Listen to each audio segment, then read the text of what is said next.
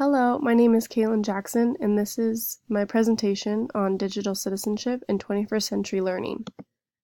So digital citizenship just refers to a person utilizing technology in order to engage in society, and it's a concept which really helps teachers and parents to understand what students should know when they use technology and how to use it appropriately. So this can kind of be broken up into three different principles, which is respect, which refers to the digital etiquette and access online and how to act appropriately. Number 2 is educate, so digital literacy and communication, how you talk to other people to make sure you're doing it respectfully and in an educated manner. And number 3 is to protect. So this protects your digital privacy, rights, and responsibilities. So your security and your personal information online to make sure you're educated to know the difference to protect yourself. So a fun fact is that 74% of educators surveyed said technology is key to helping them expand on classroom content and think it's a great motivational tool for students. So this just kind of shows how important it is for teachers, especially nowadays, to engage technology in their classroom. And it's even going to be even more so in the future. So just to jump on board with it and to find out different ways to relate to students in the classroom. So how do we become good digital citizens? There are many different ways, but the main way is just to teach students how to use technology appropriately. So this begins from a very young age, especially now when the kids growing up in today's society have had technology their entire lives. So beginning it from a young age in a classroom is extremely important. Stranger danger is an aspect that you can educate younger kids on, and this just refers to things that you wouldn't tell a stranger in real life. You shouldn't give them that information online. So if you wouldn't tell them your address, your phone number, your credit card number, or give them cash, then you shouldn't do it online either. And to have kids grasp that concept between online and in person is critical.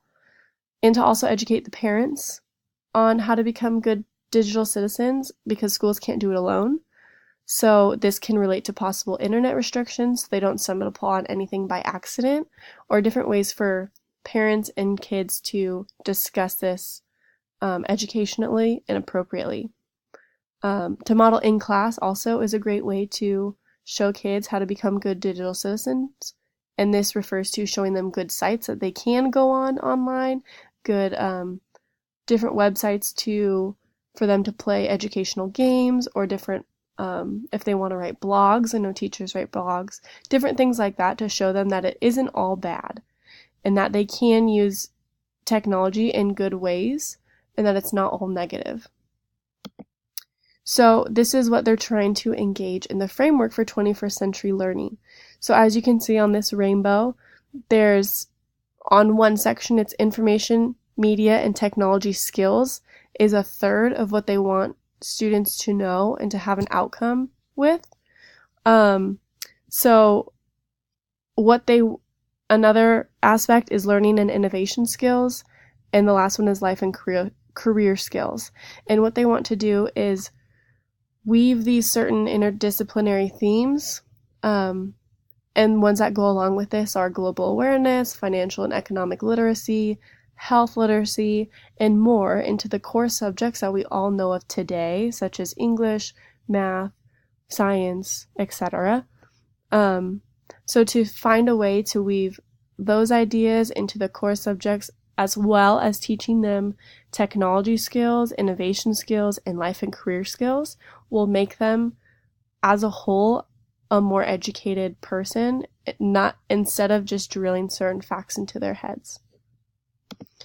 So just a quick little summary of the most important facts from this presentation is that it's very important to help students learn, communicate, and collaborate safely and responsibly online.